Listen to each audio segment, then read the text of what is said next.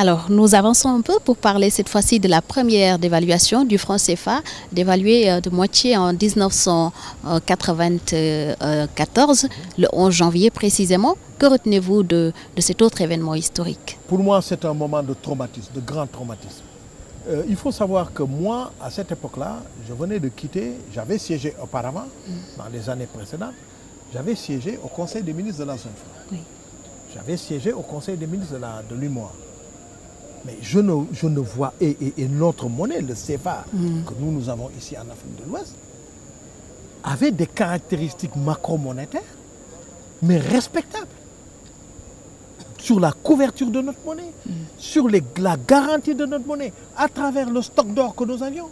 On avait plus de 50 kilos ou 100 kilos de stock d'or, au moins 50 kilos de stock d'or. Nous avions des devises. Nous étions créditeurs au compte d'opération. Mais je ne vois pas que ça ne se justifiait pas. C'est vrai qu'il y avait eu des dérapages dans la gestion des banques, etc. Machin, mais ça ne se justifie pas. Je me souviens d'une réunion que nous avions tenue à Paris, la zone franc. Et lors de la réunion préparatoire, avant de rencontrer les Français, le gouverneur de la Banque centrale à l'époque, M. Bani, nous dit que bon, maintenant il nous révèle que bon, dorénavant, il ne pourrait plus y avoir d'échange presque automatique entre les signes monétaires, les billets de l'Afrique centrale et les nôtres. Et que même pour nous, si nous devions changer, il y avait une décote. Mais moi, je lui ai dit que ça, c'est une dévaluation. Il m'a demandé, tout le monde, il m'a dit que non, j'ai maintenu, mort du cul, j'ai sorti le mot avant même qu'on ait pensé à la chose. J'ai dit, mais ça, c'est une dévaluation. On nous interdit, nous, les deux zones, d'échanger librement nos billets, parce que ça, c'est pas sorti de l'esprit des gens d'Afrique centrale, c'est faux. C'est les Toubabs qui leur ont mis ça dans la tête. Parce que c'est vrai qu'il y avait beaucoup des gens de l'Afrique de l'Ouest, des Maliens, des Sénégalais, et d'autres, des gens du Burkina dans ces coins-là, au Congo, Brazzaville, Cameroun, etc. C'est vrai que ces gens-là rapatriaient, mais ce n'est pas le circuit bancaire. Ce n'était pas de l'argent qui sortait de l'ensemble CFA. Donc, du jour au lendemain, ça a été interdit. Forcément, ça a commencé à passer par le marché noir. Oui. Et puis en plus, pour échanger, il y avait une décote. Moi, j'ai dit, mais ça, c'est une dévaluation. Et on me dit, non, vous comprenez, quand vous avez des dollars, que vous allez à la banque changer vos dollars, il y a des commissions. Je suis d'accord. Mais nous, le système dans lequel on était, ce n'était pas prévu des commissions. Donc on a décidé des commissions. J'ai dit, mais ça c'est une décote. Si c'est une décote, c'est donc une dévaluation. Alors leur dévaluation, je l'ai vécu comme un traumatisme, même personnel. Même personnel. Moi, j'avais ma fille, mon aîné, qui était en France, qui faisait des études. Il fallait envoyer de l'argent. Du jour au lendemain, et puis on nous a menti. On nous a dit non, on dévalue de 50%. À l'arrivée, c'était 100%. Donc moi, j'étais obligé d'envoyer de l'argent, mais ça, tout d'un coup, ça avait doublé. Oui. Enfin, il y a eu des trucs incroyables. Et tous les produits manufacturés que nous, Sénégal, parce que nous, on n'est pas très exportateurs. On n'est pas très exportateurs. Nous, on a surtout nous, les citadins, on a une habitude de consommation à l'européenne. Oui. Donc, on consomme tout de l'importation. Du coup, les prix ont doublé. Heureusement, ça on ne l'a jamais dit, mais heureusement, il y avait un endroit qui s'appelait la Chine et qui commençait à faire des produits manufacturés, même si la qualité n'était pas au rendez-vous. Mais on a pu acheter des meubles en Chine, acheter des choses en Chine, n'est-ce pas? Et tenir plus ou moins la route, n'est-ce pas?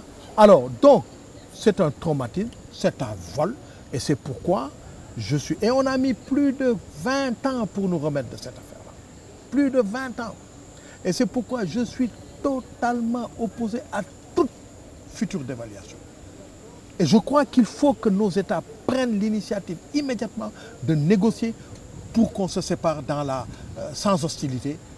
Mais si on a une nouvelle dévaluation, il n'y a plus de Chine. Hein? La Chine est rentrée dans le commerce international, dans les règles internationales. Il n'y a plus de Chine.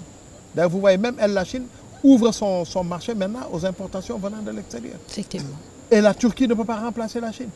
Je vous dis, on mettra 50 ans, moi je ne serai plus vivant, mais on mettra 50 ans pour s'en relever. Pour nous remettre. Alors ça a été un traumatisme et c'était injuste. C'était injuste. Je vous dis, les caractéristiques que notre monnaie avait, a toujours d'ailleurs, ne justifiaient pas. Parce que la dévaluation, c'est quelque chose qui se fait, c'est un concept économique, c'est une posture économique. Ça se fait pour être plus compétitif. Par exemple, vous avez des produits, mettons, vous exportez, mettons, des ananas. Bon, vous exportez des arachides. Vous vendez votre arachide, par exemple, 10 $. Maintenant, mais ces 10 $, quand on va vous les payer, ça va faire, je donne un chiffre, hein, ça va faire, par exemple, 5 000 francs CFA.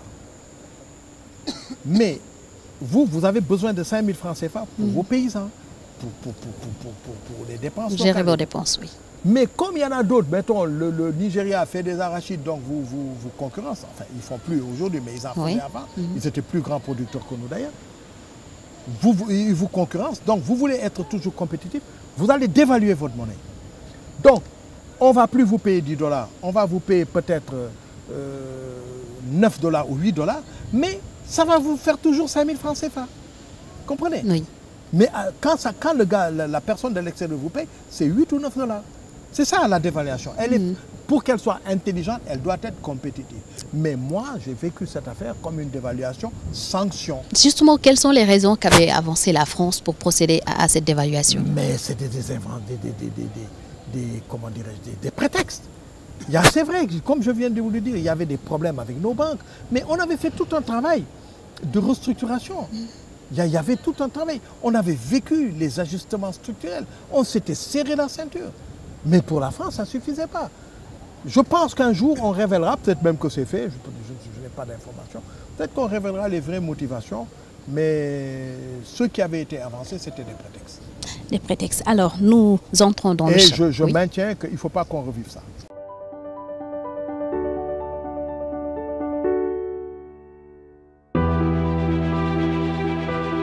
Audio Jungle.